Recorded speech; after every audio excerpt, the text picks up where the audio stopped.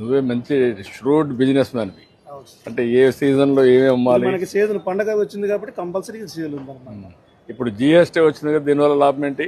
GST వచ్చిందల్లా అంటే కొంత ముందు 18 ఉండేది కదా, ఇప్పుడు కొంచెం తగ్గించారు. దానివల్ల ఇంకొంచెం తక్కువ అమ్మగలుగుతున్నాం. ఎవరు కస్టమర్ 20 రూపీస్ అమ్మేవాళ్ళం కదా, ఇప్పుడు 6 కలిపి 100 అమ్మగలుగుతున్నాం. అంటే 5 కొంటే 1 ఉచితంగా వస్తుంది. కొంటున్నారు అందరూ. కొంటున్నారు సార్. జిఎస్టీ వల్ల అన్ని తగ్గాయి ధరలు. అవును సార్. దీనివల్ల లాభమా నష్టమా ఈ జిఎస్టీ తగ్గించారు? చాలా మందికి కూడా 10% తగ్గినట్టే సార్.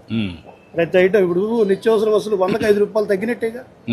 ఇక వెహికల్స్ కొనుక్కునే ఈఎంఐలో కూడాను 10% తగ్గింది సార్. ఇప్పుడు బైక్ కొనంటే దాదాపు 10,000 రూపీస్ తగ్గించారు సార్.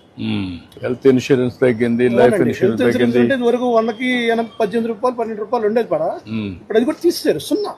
ఓకే. అంటే ఇంతకు ముందు నేను 10,000 కట్టిన దాన్ని ఇప్పుడు జిఎస్టీ ద్వారా ఇంకో తగ్గింది. గుడ్. నమస్కారం. I wish all the best అమ్మా. ఓకే అమ్మా. థ్యాంక్ యూ అమ్మా. థ్యాంక్ యూ మదండి. ఓకే అమ్మా, బాయ్.